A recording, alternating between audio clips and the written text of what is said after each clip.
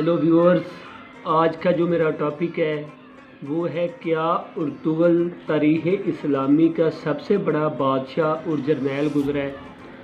جیسا کہ P T V پر آج کل ڈرامہ دکھایا جا رہا ہے خلافت عثمانیہ کا ارطغرل کے نام سے، تو بہت زیادہ وہ انسپائرنگ ہے، بہت زیادہ ہٹ ہوا ہے، فیمس ہوا ہے۔ تو پورے پاکستان میں اس کا جو بخار ہے، اس کا جو ہے جادو، وہ سر چڑھ کے بول رہا ہے۔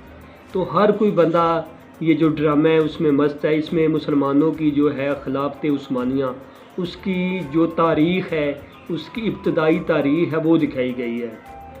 تو یہ بلا شبہ یہ جو ارطغرل ہے تاریخ اسلامی کا ایک بہت بڑا بادشاہ جرنیل گزرا ہے۔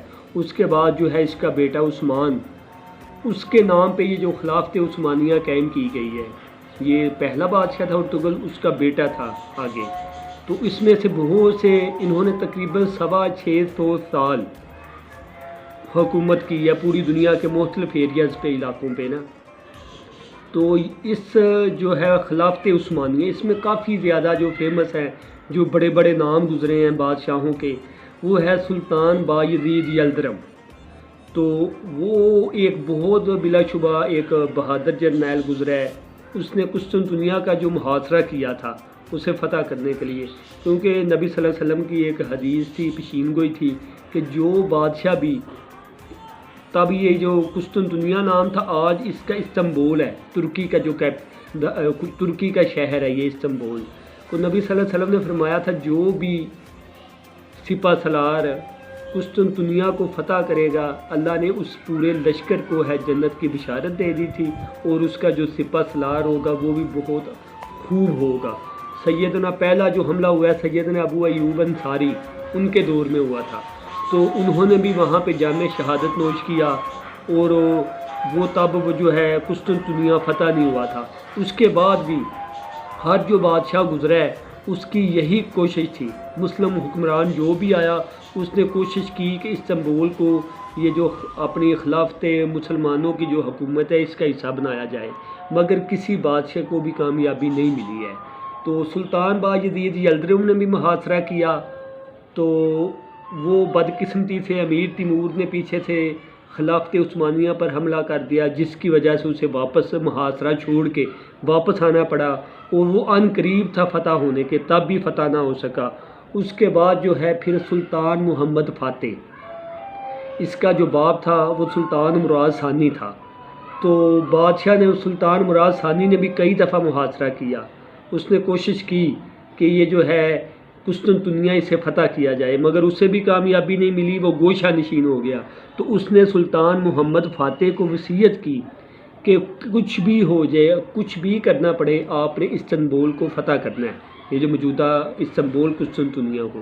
تو پھر یہ جو سعادت ہے، یہ جو نعمت ہے، خلافت عثمانیہ کا جو بادشاہ گزرا ہے سلطان محمد فاتح، اس نے جو ہے یہ قسطنطنیہ کو فتح کیا اور خلافت عثمانیہ کا حصہ بنایا۔ تو اس کے علاوہ یہ مسلمانوں کی تاریخ ہے ویورز، اس میں بہت عظیم سپہ سالار گزرے ہیں، بادشاہ گزرے ہیں۔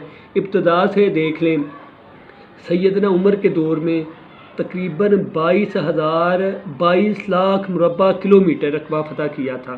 ان کی جو سلطنت ہے پوری دنیا میں بہت سے علاقہ تک پھیل چکی تھی۔ تو اس کے بعد دیکھ لے خالد بن ولید گزرے ہیں، جو جنہیں سیف اللہ کہتے ہیں، اللہ کی تلوار۔ ابو عبیدہ بن جراح گزرے ہیں، فاتح مصر ہیں۔ اس کے بعد جو ہیں عمرو بن العاص گزرے ہیں، سیدنا علی مرتضیٰ گزرے ہیں۔ تو مسلمانوں کی تاریخ عظیم جو سپہ سالار جرنیل ہیں ان سے بری پڑی ہے۔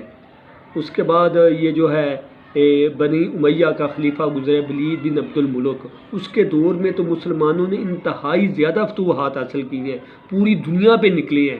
جیسے محمد بن قاسم ہندوستان میں آ گیا، موسیٰ بن نصیر تھا، طارق بن زیاد تھا، وہ یورپ ہسپانیہ جو موجودہ اسپین ہے وہاں پہ انہوں نے حملہ کیا اور فتح کیا۔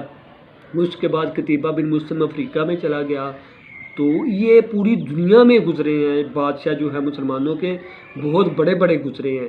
اس کے بعد دیکھ لیں پھر ہندوستان پہ آ جائے، یہاں پہ سلطان محمود غزنوی، اس نے 17 حملے کیے ہیں۔ سومناتھ کا بڑا مندر تھا، اس نے وہ توڑا ہے۔ اور اس کے بعد سلطان نور الدین زنگی تھا، جس کا ایم یہی تھا، جس کا مقصد تھا کہ اس نے بیت المقدس کو عیسائیوں اور یہودیوں کے چنگل سے آزاد کرانا ہے۔ تو اس کے بعد صلاح الدین ایوبی کو یہ سعادت حاصل ہوئی کہ اس نے بیت المقدس کو آزاد کروایا۔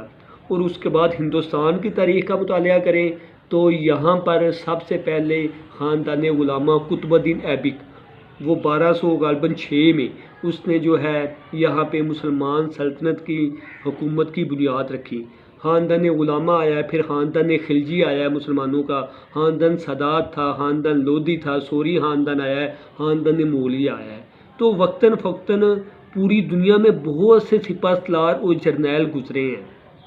تو جیسے مغلیہ خاندانوں میں بھی بہت زیادہ، بابر تھا ان کا جو ہے ان کا بانی تھا سلطنت مغلیہ کا۔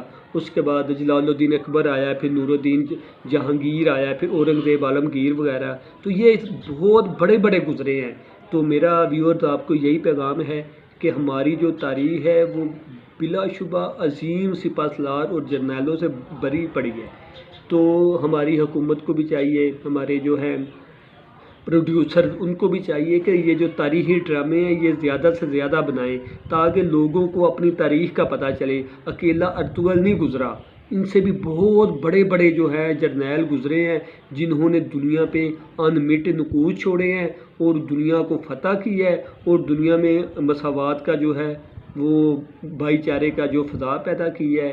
اور ویورز، قوموں کی تاریخ نو میں اس کی تاریخ ایک اہم حصہ لیتی ہے۔ تاریخ ایک ایسا آئینہ ہے جسے سامنے رکھ کر قومیں اپنے ماضی اور حال کا موازنہ کر سکتی ہیں، اور یہی ماضی اور حال کا موازنہ ان کے مستقبل کا راستہ تیار کرتا ہے۔ مسلمانوں کے ماضی کی داستان دنیا کی تمام قوموں کی تاریخ سے زیادہ روشن ہے۔ اگر ہمارے نوجوان بے علمی اور جہالت کے پردے اٹھا کر اس روشن زمانے کی ایک معمولی سی جھلک بھی دیکھ لیں تو مستقبل میں انہیں فلاح و سعادت کی ایک ایسی شاہراہ عمل نظر آئے گی جو آفتاب کی طرح روشن ہے۔ تو میں اپنی جو بات ہے، جو سپیچ ہے، اس شعر کے ساتھ اختتام کرتا ہوں۔ کبھی اے نوجوان مسلم تدبر بھی کیا تو نے، علامہ اقبال کے شعر ہیں۔ کبھی اے نوجوان مسلم تدبر بھی کیا تو نے، وہ کیا گردوں تھا تو جس کا ایک ٹوٹا ہوا تارا، تجھے اس قوم نے پالا ہے آغوش محبت میں، کچل ڈالا تھا جس نے پاؤں میں تاج سر دارا۔